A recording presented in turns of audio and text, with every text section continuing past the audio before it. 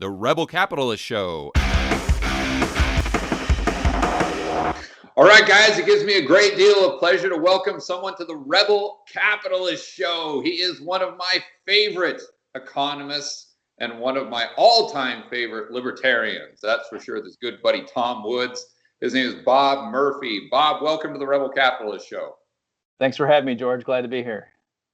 Okay, now the first thing that I want to do, because most of my listeners are going to know exactly who you are and your background, so I just want to dive right into the content. So I'm struggling from a libertarian standpoint with a question. I'd love your help on it. Going back to 2020, when we had the lockdowns in the United States, first of all, from the libertarian view, what do you think would have been the correct procedure from the government? I think you've probably given this quite a bit of thought. Sure. So, I mean, obviously, in my views, I'm pretty radical, and I don't think the modern coercive political state should exist at all. I prefer a truly voluntary society. But given that we're in this world right now, yeah, I think what the government should have done was just have the CDC, FDA, various health officials just go ahead and give guidance, Right. to the best of their ability, and just say, point people to these are the resources, this is the published literature, but then ultimately let businesses and customers make up their own decisions as to what they would do. And I think in practice you would have seen, especially early on when people didn't know what the risks were and things like that, I think a lot of businesses would have voluntarily done curbside pickup, done restricted hours, say, hey, people at particular high risk categories are only allowed to shop, and I in real life, like CVS, my local CVS did this too, that between like 8 and 10 a.m. only seniors were allowed to shop there, stuff like that. So I think that's what they should have done. So to answer your question, I don't think there should have been any interference with property rights, and certainly not telling people like whether they can have Thanksgiving in their homes or not. I mean, it's inconceivable to me that they still did that and people were okay with that. But to answer your question, yeah, I think all they should have done was to provide information, because given the way the world is right now, a lot of people think government officials have some kind of special access to that kind of information. So that's what I would have said. Arguably, they could have, in their role is regulating air travel, one could make a case about restricting people coming from countries that, were exploding with cases. I hesitate to say that too for the same types of reasons, but I could, putting aside my sort of purity libertarianism credentials, I could understand restrictions along that nature of trying to limit who could come into the country.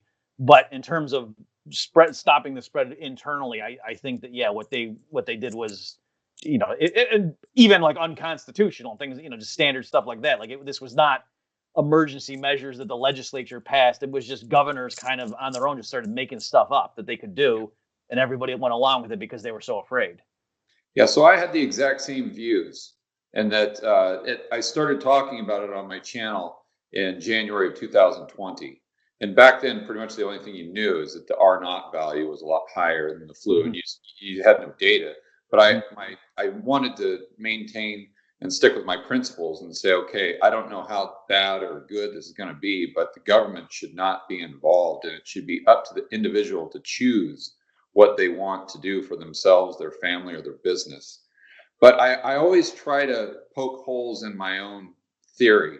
And I've thought a lot about, okay, is there a situation in which I would favor the government coming in? Like let's say we have the next round, or let's say in 100 years or something like that, we have something similar to this, but the case fatality rate, as an example, is like 75%, or just something crazy, but it doesn't kick in for like 5 years, just something where most people would go on with their daily lives, but we know that it's going to be absolutely just pure devastation unless the government like physically does something.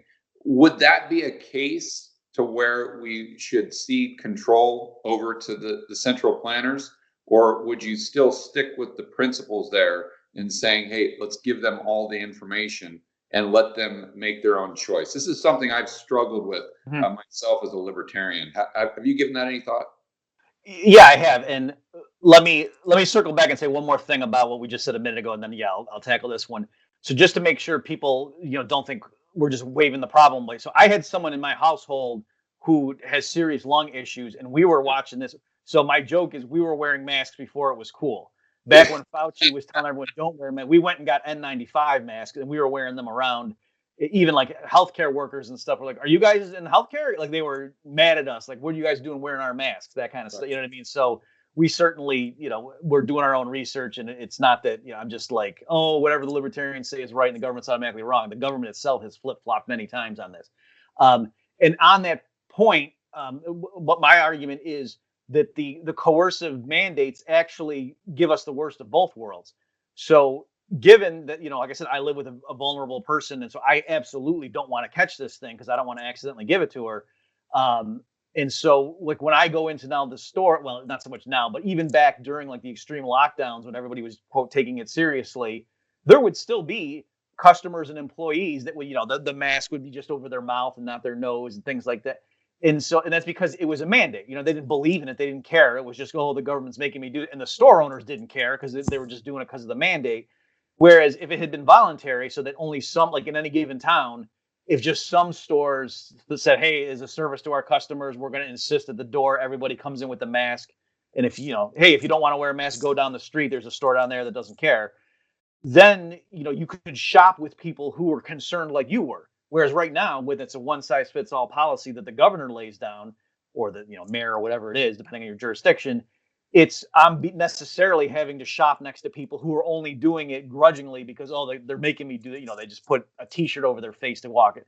So I'm saying it's by going the government mandate route, it's actually not ensuring everyone wears a properly fitting mask and is fastidious about it. Really, it just means we were going through the motions. So I actually think my household would have been safer in a voluntary regime because the places we went that did have mask mandates that were just store-wide would have been more vigorously enforced. So, I want to make that point that just because the government passes a rule doesn't mean it's actually going to be obeyed.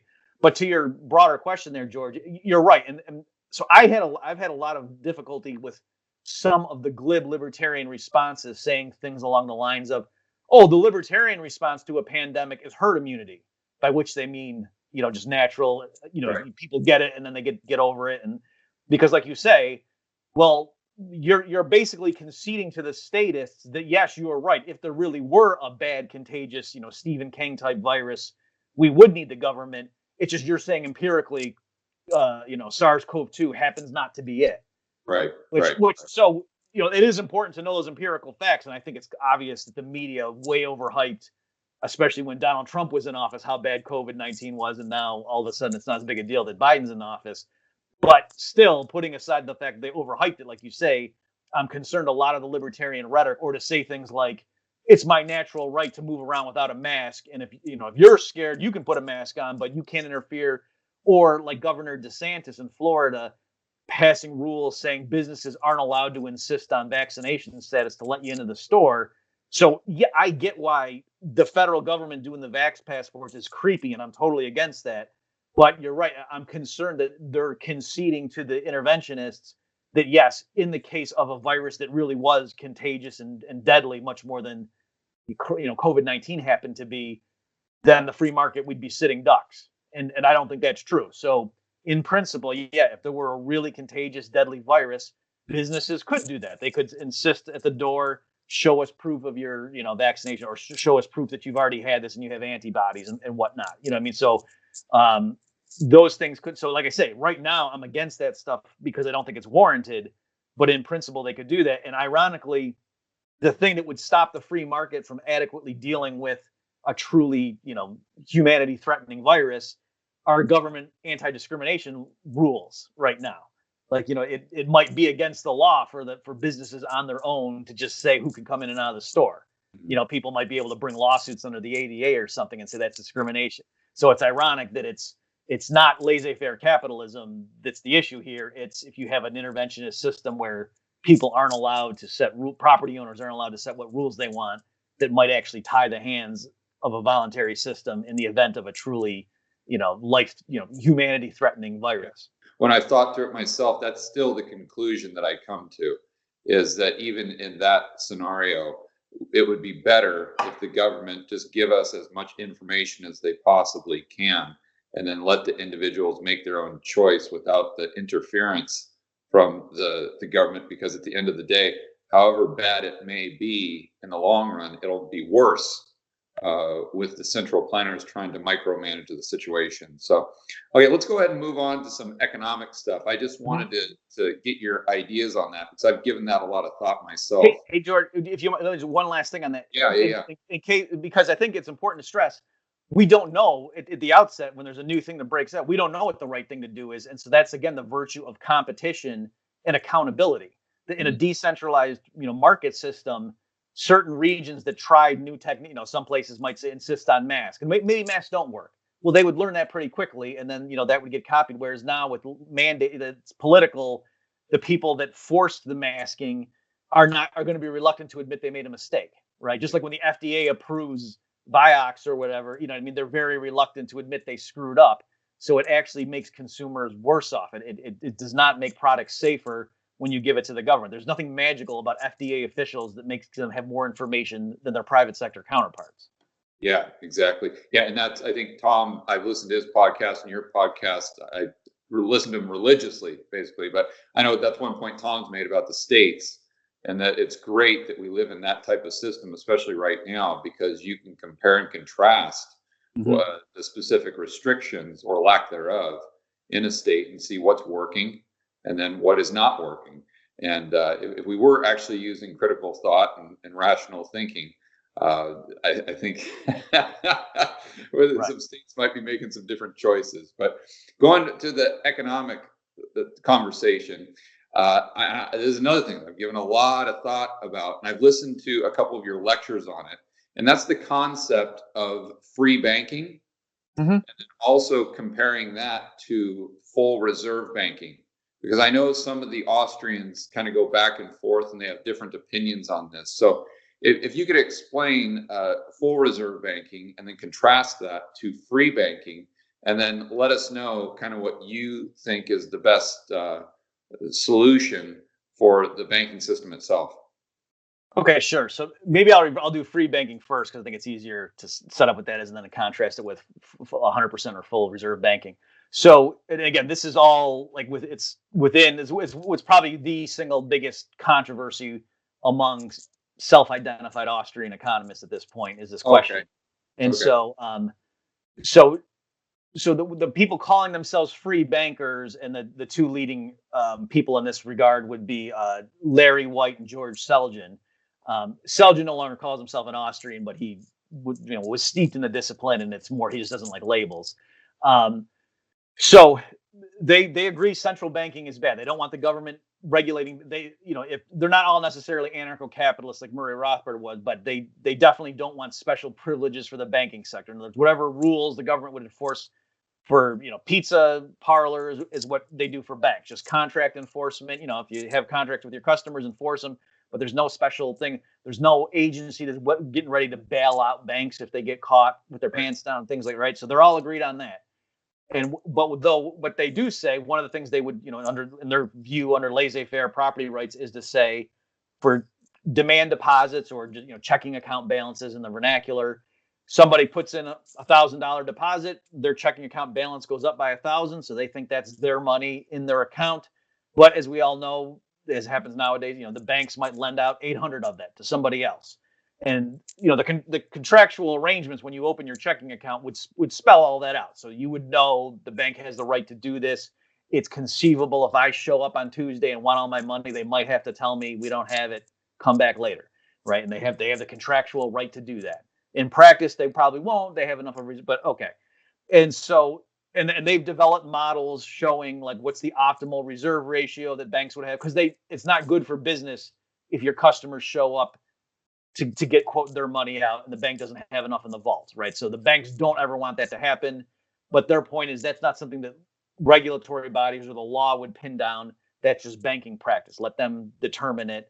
Just like a parking garage, it's not good if every time people go in there, there's never a spot. Like people would get annoyed and they would stop using that parking garage.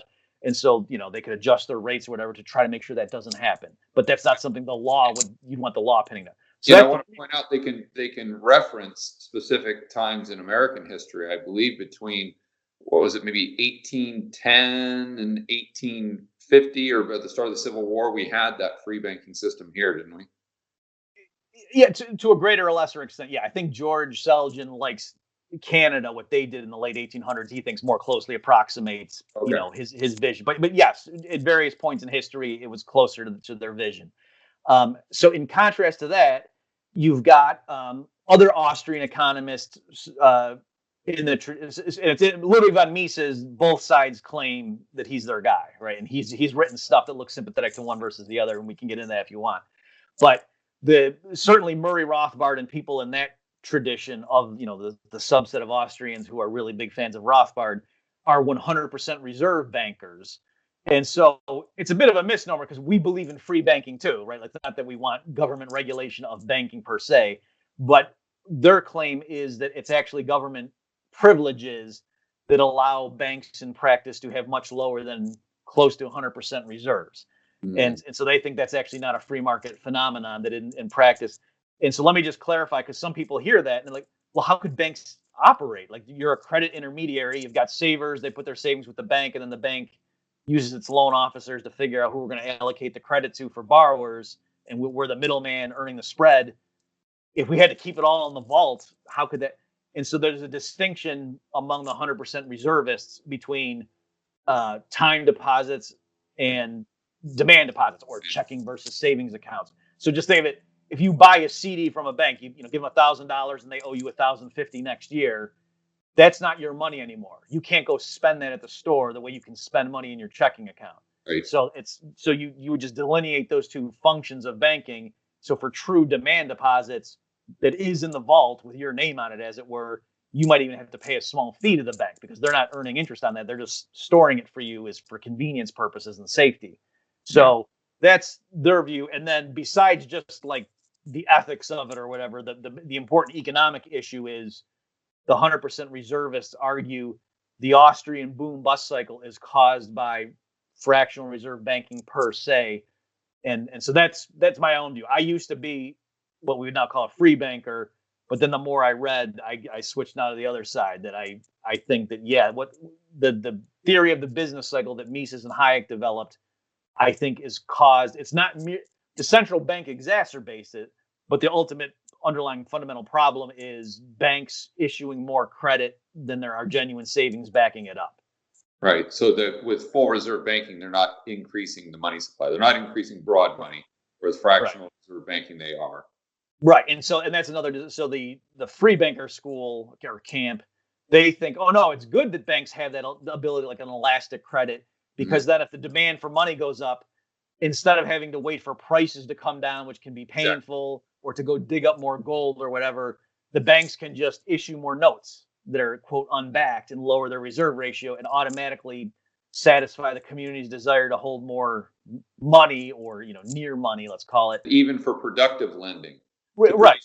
Goods and services, if you have that elasticity in the money supply, if the banks are lending properly, then you could have more rapid productive growth than, to your point, by waiting for the price levels to come back down to where there's enough money for it to go out.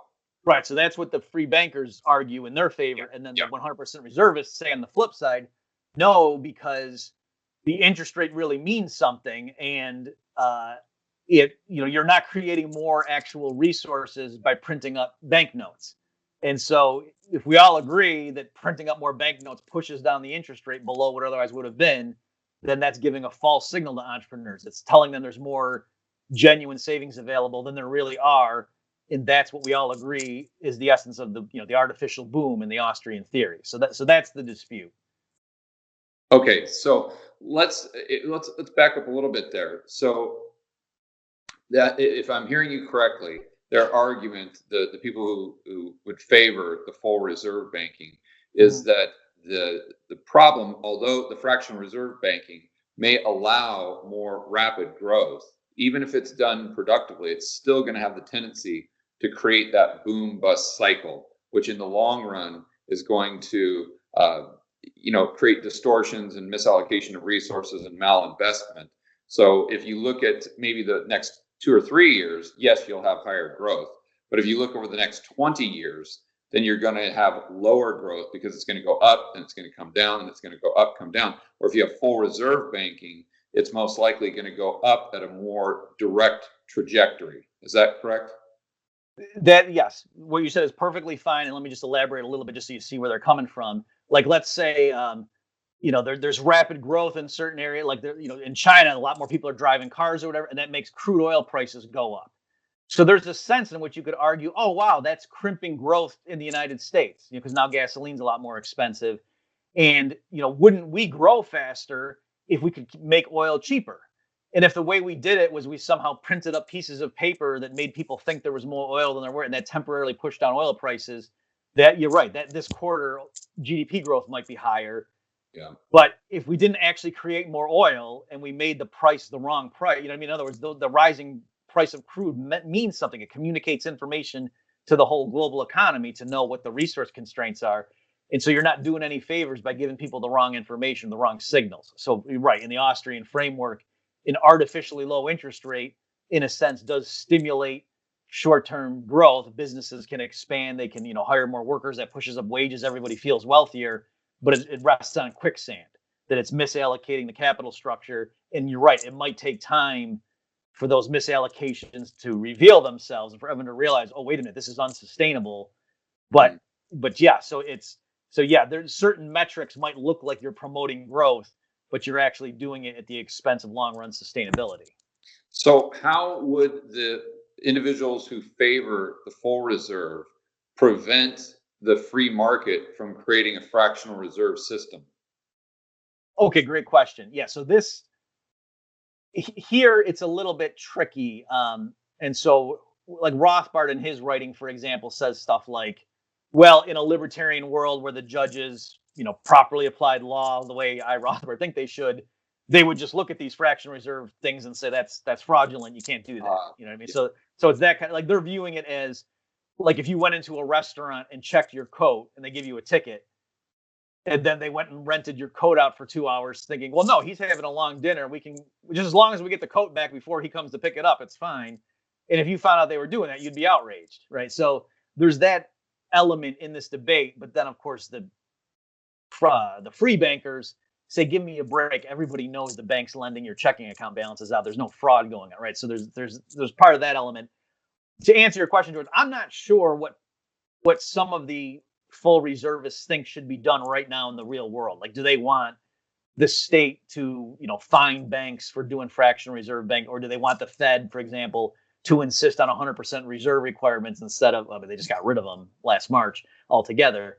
So there, I'm not as clear and so different. Like, so for me, I don't want the state doing anything, right? So Yeah. it's, even though I agree with the economic arguments about the problems of fractional reserve banking, I don't want the state coming in and doing it. Just like I could agree being a heroin addict is not good for you and might cause boom busts in your personal life.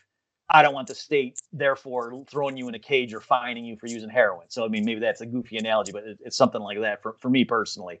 Yeah. But as far as a perhaps more understandable or defensible thing is, they would say, in practice, the reason commercial banks right now have such low reserve ratios is because, for example, the central bank is there as a lender of last resort.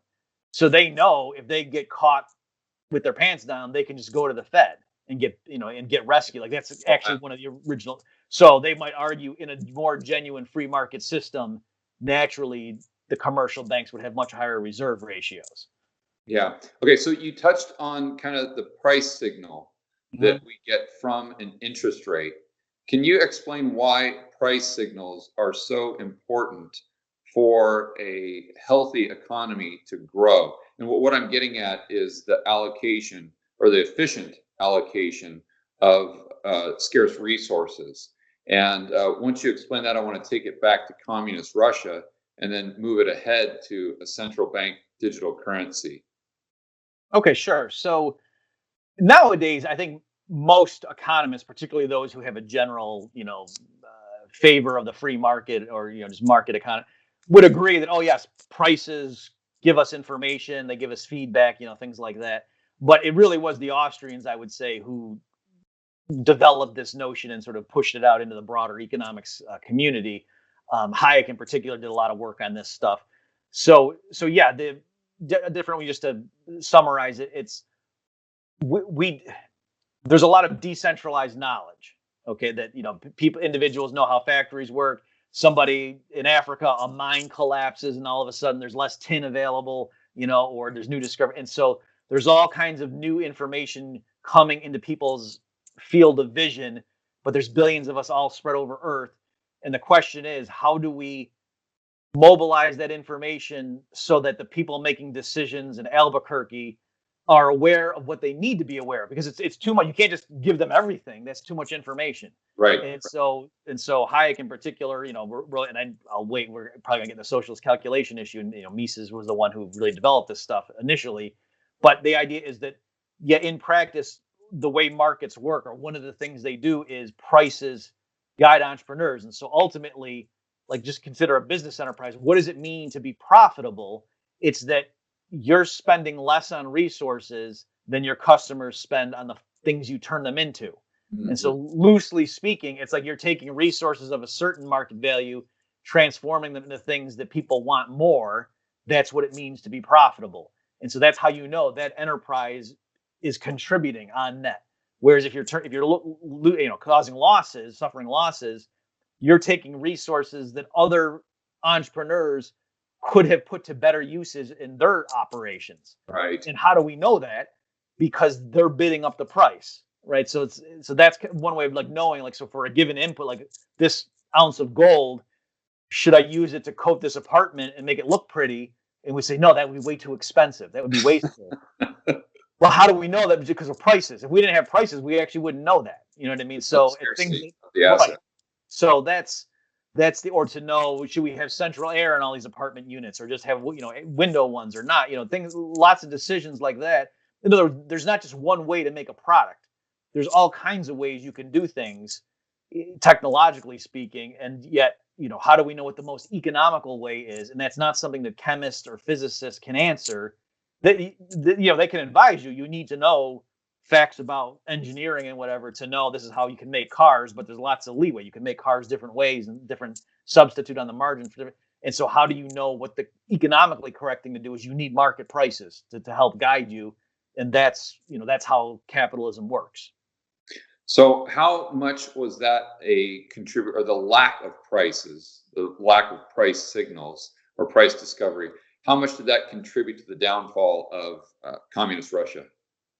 Okay, so here the context, of course, is Ludwig von Mises famously wrote, I guess originally in 1920, an essay on what's now called like the socialist calculation problem. And Mises said, put aside issues of incentives, like why would the comrades work hard if everybody gets paid according to his needs, or something, from each according to his ability to each according to his needs. Why would you exert yourself in that kind of a framework? And also he put aside the issue of corruption, right? Like if you have this system where the elites are in charge and everybody else has to follow them, power corrupts and they might do bad things. Or how do you watch the watcher? So Mises said those are all valid concerns. People who would have been objecting to communism up till then. But he said put those aside, even if everybody really wants to do whatever the planners tell them to, and even if the planners really just had the best interest of their people at heart, when it comes to using all the billions of resources at our disposal, all the different factories all over the place, the different iron ore deposits, coal deposits, different types of labor and different skill levels, and where they're distributed all over how do you know what to do with your economic plan? And he was saying even ex post, it's not even like he said even trial and error doesn't work. It's not you could go ahead and do it and say, we'll make this many cars, this many diapers, this many houses, we'll put these distribution centers here, and then afterwards look back and say, did we do a good job or not? He said you would have no way of knowing without prices, because prices allow you to reduce everything to a common denominator in terms of inputs and outputs. So that was his fundamental, critique of socialism. So, especially with the fall of the Soviet Union, lots of people say, Mises was right. And so here it's, George, I'll just be honest, it's hard to know empirically, was it the calculation problem that was a problem, or was it the, incentive problem, or was it the corruption? So it's a combination of everything. Yeah, it's hard to know empirically what. So I would say we know socialism just can't work as a viable economic system because of what Mises put his finger on. But in terms of like why would people abandon their faith in it? Is it that, or is it more like reading about the Gulag? and realizing like, oh my gosh, these people don't have our interests at heart. They're monsters, So I've heard anecdotally that when the TV show Dallas started being shown in the Soviet Union in the 80s, that's really what made them say, look at how rich these Americans are. Our system doesn't work. So I don't know if that's true or not. So it's there is a thing with human beings. If they don't have something to compare it to, just because their system's really poor, they what do they know? So I don't know in practice why the Soviet Union collapsed, if it was because of the calculation issue. But for sure we can say, even if you could somehow come up with a new socialist man who just wanted to live for others and would do it, joyfully do whatever the planner told him, that wouldn't be enough for socialism to work. It's not just a matter of, people are greedy, you got to take into account human nature. No, even if people were robots, the market prices, profit and loss accounting does a job in the real world, and you can't have that if the government owns all the resources. Right. Okay. So on that note, what I've tried to think through is if the Federal Reserve, as an example, had a central bank digital currency. So the premise there is we all have a bank account with the Fed. So every single transaction occurring in the domestic economy daily they have the access to the data in real time. Mm-hmm. And then if you could combine artificial intelligence with that centralized database of every single transaction, if I put Bob Murphy in charge of the central planning socialist utopia society, knowing what you know about price signals and how important they are, do you think that may be a workaround for the information and the data that we get from prices? Because if they're getting all the transactions in real time, and then the artificial intelligence is kind of crunching the numbers, so to speak, and then the artificial intelligence that's far smarter than any person, and these are their words, not mine. Right. They could potentially, or the AI could potentially allocate resources as well as the free market can with its price signals. But then we could have more centralized control over the means of production without losing the efficiencies, and maybe even allocating resources even more efficient than we could before. Okay, so in general, you're right. So this is a great question. And over the years, some defenders of socialism have said, what Mises and Hayek said back in the 20s and 30s was true then, but now with the advent of computers and especially supercomputers, we can just solve it. It's like it's a math problem. You just set up all the equations, blah, blah, blah, and, just solve it. And so my general response to that is to say that it's even if it were true that using supercomputers, you could run the economy of 1935 without private property, in the means of production. That doesn't mean that you're more efficient in the economy of the year 2005, because if you used the price system and property titles, you could then free up the supercomputers to figure out how to build a station on Mars and to cure cancer. You know what I'm saying? So in other words, those supercomputers are going to be doing something. And so if they're getting bogged down solving the problems that right now capitalism or market prices solve, then that means they can't be doing something else. So there's an opportunity cost there. So I would say even if it were true on its own terms, we're still poorer relative to what we otherwise could have been if we just let market prices do their job. But then beyond that, though, I don't even think I think that's conceding too much to their case, because market prices only, quote, do their job that I'm talking about in the right institutional context. And so just think about, for example, one of the things that you need to know how to do in like running an economic system is what new products should we introduce and where should we build the factories. So I think some people think it's a mere matter of, we've got factories up and running and we know what their marginal costs are, and if we ramp up output, blah, blah, blah. And it's a simple calculus problem to figure out what's the optimal run size for this load of product to ship out the door. Well, how do we know if we should just shut that factory down? Or why is that factory there and not 100 kilometers west? Mm-hmm. So those types of problems, you realize it comes to like anticipating the future. And so you can't just have, that's not something that's not a math problem. Like and so you have, and as the Hayek and Mises get into this stuff, that if you're a central planner, you can't just, like some guy walks in and says, "Oh, comrades, I have this new plan for making, new tanks or whatever. And look, we just need to use 1/10 the amount of steel that we use." And he has some crazy blueprint that that's nuts. You know what I mean? And so you can't just go with the guy who throws out the biggest numbers because he might be, that might be too grandiose or whatever, or it might be risky, like let's go get icebergs from the North Pole and bring them down, and then, we'll sell all that water and so there's lots of things like that where it's, you can use exaggerated examples that we know are crazy, but sometimes those visionaries who have an idea that everyone else scoffs at turn out to be right. And so in a market economy, you just got to convince a few angel investors of your vision. And then if you're right, you make huge profits because you saw things better than other people did. And that's how the profit and loss system works. But if you're wrong, you suffer losses. And so that's the right system, because then the visionaries risk either their money or those they can convince to risk their money, so they have skin in the game.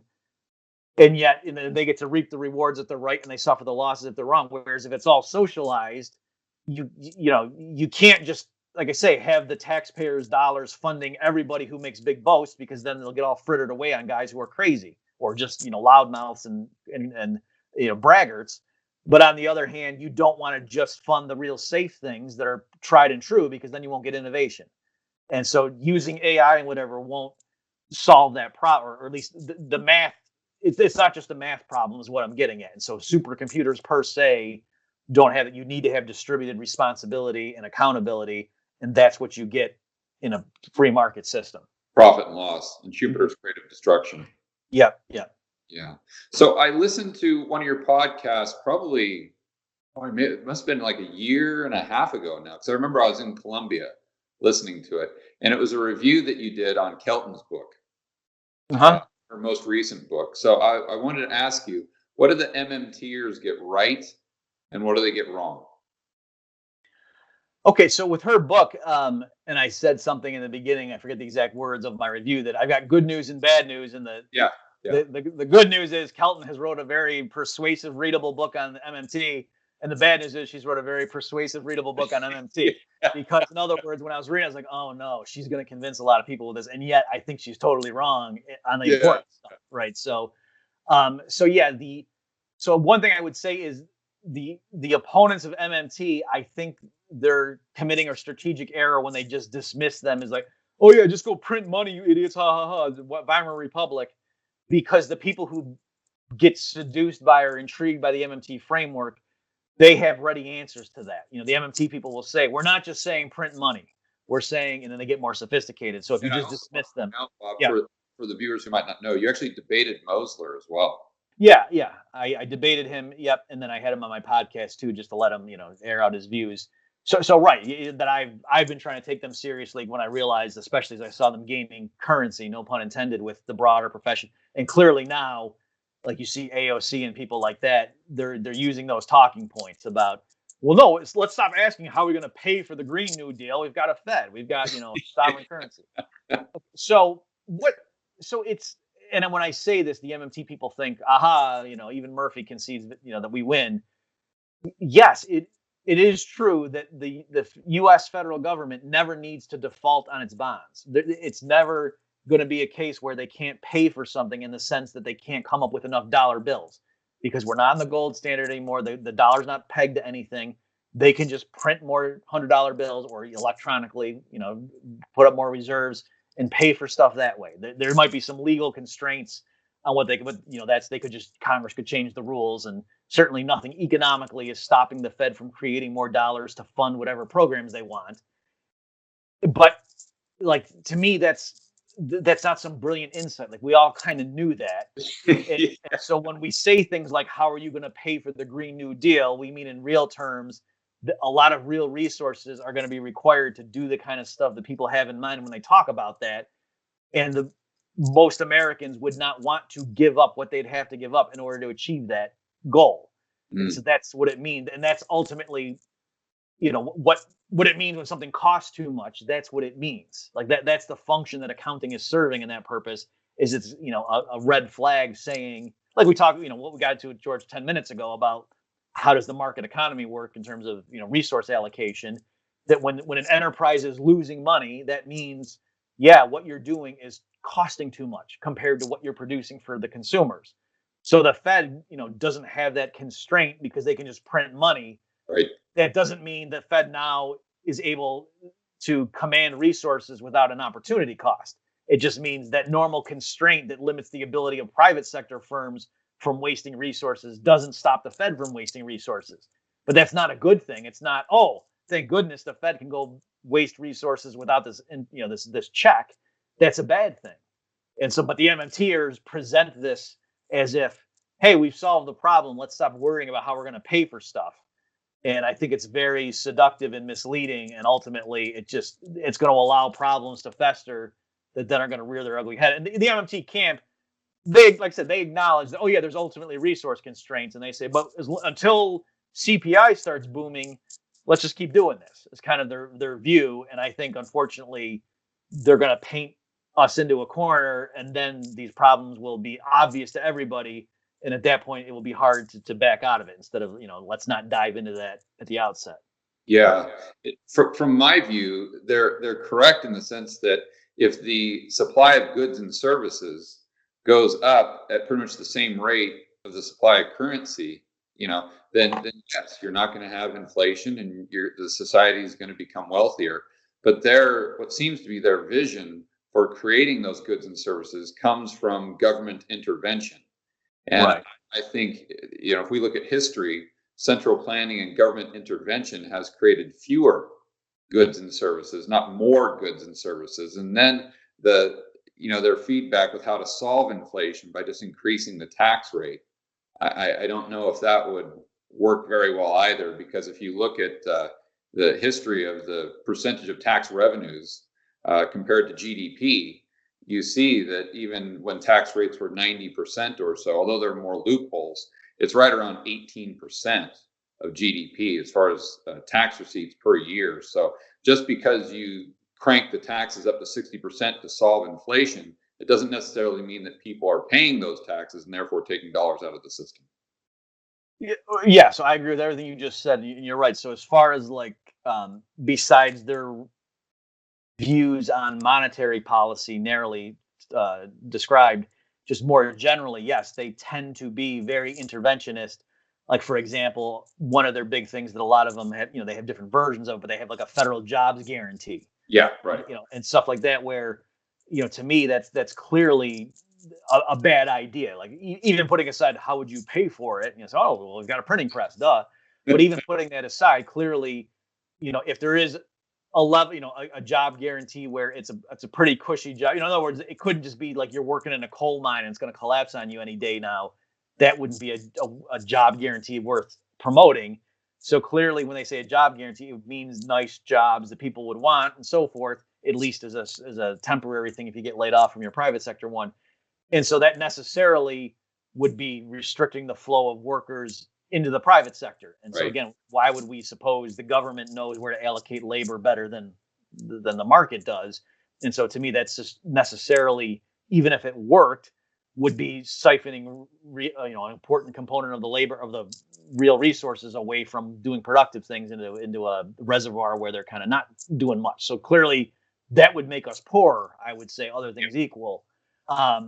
And also, yeah, like the Green New Deal, things like it's single payer in healthcare. There's lots of stuff various MMT people want that, to me, is clearly would make us poorer, and they don't have an appreciation for how the market economy works. And then, yeah, what you're saying too, that ultimately when they say, suppose price inflation does start getting out of hand, you're right. One of the things they mentioned, well, the reason they say, why do we have taxes? Because some people say, well, geez, if you guys just want to print money, what's the function of taxes? And they say, oh, well, that's what gives the currency its value. So it's really this weird thing where they're saying the reason people need dollars is because ultimately the IRS every April 15th says, give us some dollars. So that's why people go out and work for these dollars. Now, given that they're valuable, that's why we can print them and buy stuff with it. Mm-hmm. So you're right, Jordan. I think, yeah, number one, like you say, historically, it's not obvious how that actually works well.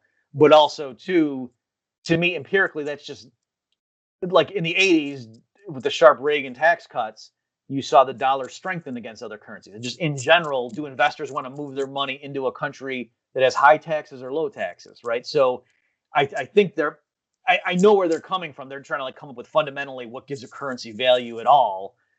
And that's where that story comes from. But in general, other things equal, no, if you lower taxes, that makes the currency appreciate. It's not that high taxes make a currency valuable. If anything, it's the opposite. Yeah, I think they really understand the banking system. I think they understand the mechanics of how the Fed works with creating bank reserves and the TGA and whatnot. Mm-hmm. But the rest of the theory, the application, seems to be meant for a computer model, and it works perfectly in a computer model. And on paper, the math works, right? But in practice, maybe not so much, because there are so many variables like the weather, like a complex system that we know the economy is. But Bob, you mentioned something there, and I've been trying to stress this in a lot of my whiteboard videos recently. And it's very difficult to do. It seems like it's an easy concept, but so few people grasp it. And that is, a lot of Americans, I think the majority of Americans, see currency. They see dollars as wealth. Mm-hmm. Therefore, the more dollars we have as a society, if on aggregate total, the amount of the digits in our bank account, if they just go up, then by definition, we're becoming quote unquote richer. But they fail to see the connection between the currency units and the actual goods and services. And it's not the currency units that make us wealthy. It's the actual goods and services that make us wealthy, and our society's ability to create those efficiently. And one of the examples I always use, I got it from Schiff. And, if you're on a deserted island and you have a chest full of $1 billion, are you rich or are you poor? Right? It's you're poor because there's nothing there to buy. But I mean, you've studied this for so long, and you've talked to so many people. How do you deliver that message? What have you had the best experience with as far as examples, talking to the average person to help them understand what true wealth is? Well, one thing I've tried is to just, do a thought experiment and just say, let's say tomorrow the government just printed up $1 million in $100 bill or currency and just gave it to each person. So we all woke up tomorrow and we all had $1 million in cash. And I said, let's really just for a moment, do this for real, folks, in your mind. Think through what would happen. At first, you would be ecstatic. You say, wow, I got $1 million. This is great. And so then I say, okay, so what would you do? You wouldn't just sit on it, right? You would want to, you might go put a bunch in the bank or something, but you would start buying stuff, right? And you'd go to the car dealership. Well, I'm going to get a brand new car. And I say, but wait a minute, there's not more Ferraris on the lot. There's not more, SUVs, whatever car you wanted, right? And all your neighbors also now walk in there with whatever, 50 grand in cash that they were going to now spend on what used to be a $50,000 car. Right. And so what's the car dealer going to do, right? He's still got the same inventory. And now instead of maybe selling one a month, he has 100 people lined up who all want that one car. He's going to raise the price, right? But everyone's going to be doing that because, right, there's not more physical stuff. There's not more mink coats. There's not more mansions. So just because we all have $1 million extra in cash on us, there's not more stuff to go around. So it can't be that we're all millionaires now in the sense of the lifestyle that we associate with being a millionaire. And so that's one thing that I try to get them to realize is that the main effect of that would just be prices would go up. And then I said, and actually, if you think about it, it's not just that we'd be treading water. Most of us would probably be worse off because now instead of us working, we would have spent 2 weeks running around trying to buy stuff and being all confused and everything. And so now it's not merely that we have the same amount of stuff as before, but if most of the population took 2 weeks off from their job to be running around trying to buy things, that's 2 weeks now of production that we don't have. So we have less stuff to go around, and yet we all have these dollar bills. And like you say, you can't eat dollar bills. That's not really what made you wealthy. So that's, to try to get a regular audience to see that printing money per se doesn't make us wealthier. Now, yes, economists who are in favor of looser, the Fed should cut rates or do QE, they have more sophisticated arguments to say if the economy's in a rut, maybe more dollars and more demand can get more people back to work, and so more stuff is produced. But even there, it's the printing of the money causes more real production, right? In their framework, it's Right. not having more dollars per se makes you well. The way having more crude oil in your back, or to have more farmland or whatever, to have more real goods, that's genuine wealth in a sense. Whereas paper money per se, it's from an individual perspective, knowing what its purchasing power is, yeah, that's an asset. You know what I mean? So that we don't want to be too crude about it, but society as a whole, so put it this way, last thing I'll say, George, in any individual, other things equal, if he has twice as much cash, then he's wealthier. But society as a whole, if we have twice as much cash, probably prices are just basically going to double. Yeah, So right. it's not that our society is wealthier because we have more money. Yeah, and you can see exactly what you're talking about play out today in front of our own eyes with the stimulus checks that have gone out. And I've done a lot of research from the Bureau of Economic Analysis, and they show that just in the month of March 2021, incomes in the United States went up by over 20% in 1 month. Mm-hmm. And yet we have a lot fewer Uber drivers. It's almost impossible to get a reservation at a restaurant, where the government is paying people to stay home and not produce. So by definition, we have fewer goods and services. So you just see it playing out. So on that note, I wanted to get your opinion on kind of the next 5 years or the next 3 years. And if you see inflation coming on the horizon, or maybe a deflationary bust. There's really smart people on both sides of the argument. And then I also want to, I know it might be a little painful, but I want to go back to maybe 2009, 2010. And you were on the inflation side of the argument back there. And I've heard you say a few times that I think you lost some bet or something like that. But I wanted to get your take on what you learned from that, and then how you're taking that newfound wisdom and applying it to what you see coming in the United States, whether it's inflation or deflation, in the next, let's say, 3 to 5 years. Okay, right. So even if you hadn't asked me to go back to that earlier stuff, I would have brought it up just to let the listeners know that I have to tread carefully here, because yes, I was back when the Fed was doing those rounds of QE in the wake of the 2008 financial crisis. I was definitely concerned. I wasn't going around telling people there's going to be hyperinflation, right? I wasn't using that phrase, but I did, and there were my colleagues, some of them weren't as concerned as I was, and so we had a public wager that I thought there would be a 10% year over year hike in CPI. Yeah. And we had like a 5-year window. I forget what the window was, but I thought, in my mind, in like 2010, I couldn't see not having at least one 12-month period where CPI was 10% higher in the next 5 years or something like that. And I was wrong. That didn't happen. And by the way, I know they fudged the CPI, but I thought it was going to be so extreme they're not going to be able to fudge it. That's what I thought at the time. So yeah, and I'm sorry for putting you on the spot there, but I really want my viewers to learn from your experience. What did you get wrong in your analysis? Hindsight 2020. Right. So where I was coming from, why did CPI go up that much? Right. So I think a few things. And most of these I knew at the time. I just thought they were going to be swamped by other stuff. So one thing, of course, is the Fed started paying interest on reserves in October of 2008, and I think the banks just in general were very skittish. Their balance sheets were bad. So I think, given how much the Fed pumped into the system, not like it largely stayed bottled up. It didn't get lent out, into the broader economy the way it normally would. Right. And so it's interesting. You did see prices rise, but it was like commodities and asset prices. So in retrospect, it does, it makes sense that the Fed created a bunch of money, largely gave it to the politically connected bankers, and their cronies. And then, it's not that the bankers are going to go down to the grocery store and buy up loaves of bread. They're going to go buy financial. You know what I mean? So, So it is true that, they printed a bunch of money and prices went up. It's just the types of prices that went. Whereas the average household, they were still underwater on their mortgage. They didn't get bailed out. They were still worried about their job. Unemployment was still high. So everyone was still saving their pennies there. So in retrospect, it's not so much that, I was wrong for thinking more money means higher prices, but the types of prices that went up, that was an issue.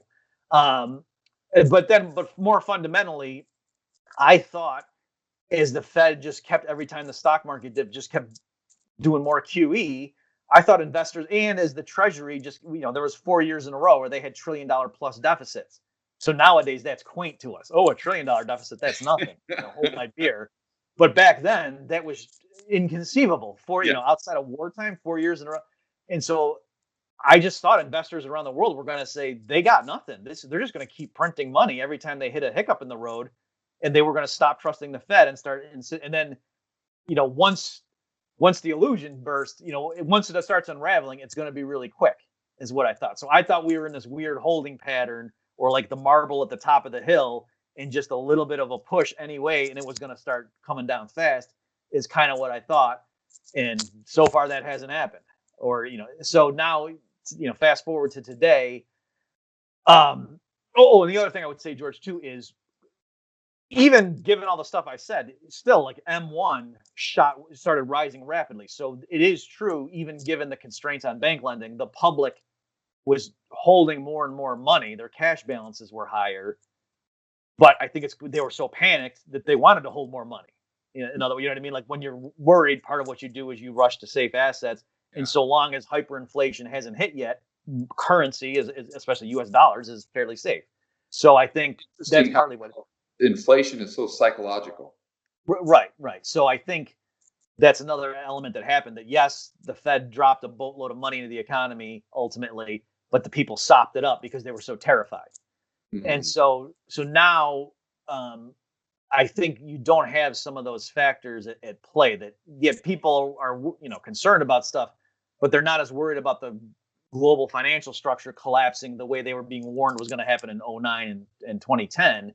And so I think now people, as they get their hands on more money, are going to be more willing to go spend it, especially as the lockdowns lift and people finally get to go back to the mall and restaurants and whatnot.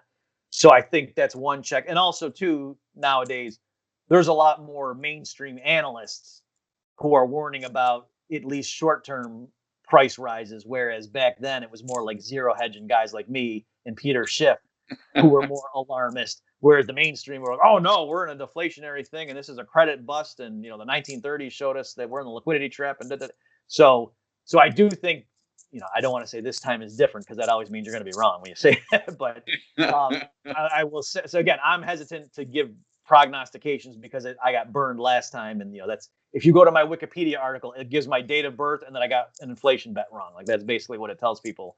So I don't want to do that, but yes, they certainly have just printed a bunch of money. The fundamentals are not good. It's crazy to me how low yields are on treasuries given how much debt they've racked up in the last 10 years. And so to me, it's just a matter of, at some point when the Fed and Treasury lose credibility, it's going to unravel really fast. It's kind of like with the housing bubble, right? That and people who saw that movie, The Big Short, know the guys who said this can't last, they were wrong, and all of a sudden they were right. Yeah. But while they were wrong, they felt like it. Everyone was mocking them and stuff, and then all of a sudden they were right. And in retrospect, it's like, yeah, what were we thinking? That was a mania. And I think at some point in the future, looking back, people are going to say, why were Treasury yields so low that late in the game, when the Fed was, when they were, the Feds were piling up $3 trillion in debt per year at that point. That's crazy. But right now it is what it is. I know we're running short on time. Last thing I want to ask you, Bob, and I know that you're a Christian, you're a religious guy. I was brought up in the Christian, going to private schools and grade school, and I still consider myself a Christian. So one thing that I read the other day that I thought was fascinating is this hypothesis from a journalist that 20, 30 years ago, the emphasis on religion in American society was far stronger than it is today. That was more of a central focus, I think. And I'm not saying whether that's right or wrong. I don't want to go down that path. But his idea was that since the society as a whole has kind of abandoned a religion, we as human beings still need that sense of meaning.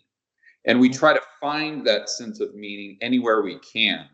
So when you see how tribalistic our society has become, especially looking at the political polarization with the left and the right, or people who just get religious about Tesla, let's say, or they get religious about gold or Bitcoin, something like that. Have you thought about that? And do you think that that extreme tribalism that we're seeing right now in the United States is a result of us kind of moving away from that religious component?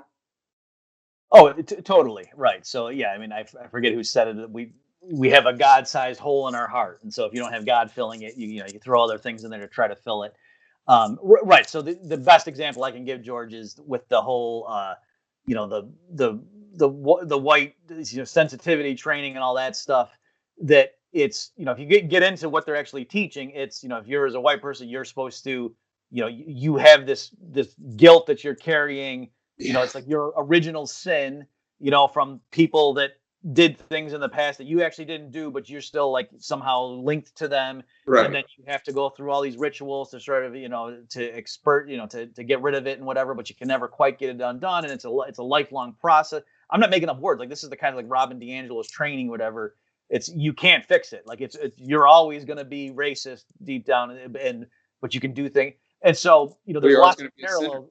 I mean, Right. that's a direct Right. So there's analogy. lots of parallels with like conventional Christianity in terms of original sin and this and that, you know, except there's no Jesus to save you from it. Right. This is just, you're there and set your boat forever. So yes, to answer your question, I do think, or, you know, some extreme forms of environmentalism. People have noticed for decades that it's a religious thing. Like, you know, we're desecrating the planet, we're guilty, we need to punish ourselves. And that's why I would say when you come up with a technological fix, like, oh, like carbon dioxide, global warming, if that is an issue, well, what if we just come up with a way to suck CO2 out of the atmosphere? You know, people are working on these technologies, or you pump sulfur dioxide or sulfur up there and reflect some sunlight, and we could do a cheap fix that'll cost $1 billion total instead of the trillions to revamp our lifestyle to reduce meat consumption. And they don't want to hear that. And Mm. partly because they bring up practical concerns, but I think ultimately it's because no, we need to be punished. We have been living, you know, a profligate lifestyle at the expense of the planet, of Mother Earth. And it's, if we can come up with a painless fix, that's not good enough because we need to be punished. Like, there's a very religious It's like idea. COVID. It's like COVID right now, Bob. Yeah, right, exactly. Yep, that just coming up with an easy way to fix things. No, like, we, you know, we need to. So there's always these reasons that whatever the specific issue is, it's why we have to go ahead and reform all of society. Yeah. And I think Yeah. you're right, because they view humanity as broken or whatnot, and then and so, like I say, that's, there's lots of religious traditions have that idea that man is fallen and imperfect, and then, you know, they have their solution, whereas these modern political movements have their own solutions that in my mind are inadequate because it's just Yeah. man trying to fill the role of God. So what's the end game? I mean, how does that play out? When I try to think that through, the conclusion I come to is more social unrest, to the point of an extreme. I hope I'm wrong, Right. but I'm sure you've given it some thought. How do you see it playing out over the next, 5 years, or Mhm. maybe a little longer? So I'm actually very pessimistic in the short term. So I guess you'd say I was black pilled, if that's, you know, if we're going to use those matrix metaphors that people are using now. Um, that, yeah, just the stuff I have seen, uh, and, you know, it's not just like, I think there's going to be more gun control, and then the whole. So I'm, as we mentioned before, like, I'm an anarcho-capitalist in the Rothbardian tradition. So I think police services should be privatized, everything. So I'm not a fan of government police, but I'm just Mm. saying, in the world as it is right now, it looks like there's a bunch of trends, and not only are they trying to disarm regular citizens, but like this defund, disarm the police, or at least get the police to not respond to calls, because no matter what you do, someone catches you and you're a racist. You know, that Right. while we're turning a blind eye to other groups setting stuff on fire and whatever, to me, it is setting the stage for just complete lawlessness and unrest, and then also too with like pushing people like to say, oh, and the biggest threat to America right now is these right wing militias, and that I really do think that, yeah, the next few years it's going to be pushing people on the, like a self fulfilling prophecy. In other words, pushing people to then start doing things to say, we have to stand up for our gun rights or whatever. And Mhm. then people will point to that and say, see, we told you these right wing nut jobs were plotting to overthrow the government. You know what I mean? So it's going to be, both sides are going to keep seeing what they've been warning about. And that's just going to fuel, you know, more conflict. And So, divisiveness. right. And just the stuff I've seen, like just the sheer heartlessness of it, and like the mercilessness of people on both sides looking at the others, like it's just shocking to me. And I don't know, people have debated, is it that social media inflames it, or is it just it shows us how awful we've always been and we just didn't know? Probably a little of both. But just seeing the division and conflict, like I don't see how we walk back from this naturally. I think like it's gonna fester until there's a calamity, and then maybe people say, "Whoa, we went too far. Let's pull back." Yeah, but right. I don't see like McCarthyism. Yeah, exactly. That's something like that. That here, I mean, just in the Pacific Northwest, I mean, there's stuff still on fire. It's like we stopped reporting on it now because we can't lay it at the feet of Trump's rhetoric or something. But it's not like that stuff just went away because Biden came in. It's worse now. You're right. And and I, like I say, I don't just see it petering out. To me, it looks like it's just going to keep going, and each side now that has a foothold, they're just going to keep upping the ante, I think. Bob, I really appreciate the time. Wonderful conversation. I was very, very excited to get you on the show because I've been listening to you for so long. And I just want to thank you for myself and all the viewers for all the value and the content that you shared with us. I started listening to these podcasts in 2012, and I know for sure that I'm much more knowledgeable today as a result of the content that you've put out there on the internet. So thank you very, very much. Thanks for having me, George. Glad to do it. All right. Now, for my viewers and listeners who want to find out more about what you do, where can they go to check that out? I was just sending to my podcast website. So that's bobmurphyshow.com, and that'll have links to the other stuff. But yeah, that's where I would send them. Okay, great. Have a good day, Bob. Okay, you too, George. Thanks so much. Hi, guys. I'd like to invite each and every one of you to join me in Miami this June 11th through the 13th for Rebel Capitalist Live, the investment conference. And this is not over Zoom. This is face-to-face.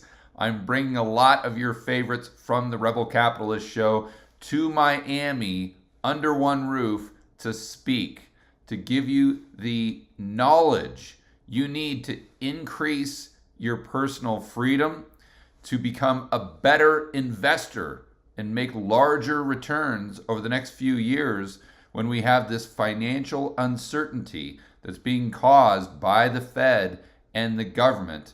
And finally, it's going to give you an opportunity to really take your understanding of macroeconomics and the world around us to the next level. We've got some incredible speakers lined up that are going to completely blow you away. People like Mike Maloney, Jason Hartman, Ken McElroy, Lynette Zhang, Mark Moss, Brent Johnson, Jeff Snider, just to name a few. The tickets for this event are really going to sell out fast, so make sure you go to Rebel Capitalist Live right now to get all the details and to reserve your spot. We need to come together as a group, as a community, especially after what we dealt with in 2020 and 2021, so we can learn how to build wealth and thrive in a world of out-of-control central banks and big governments. And we need to do this as a group, as a community of fellow rebel capitalists. So don't waste any time. Head over to rebelcapitalistlive.com, and I will see you in Miami.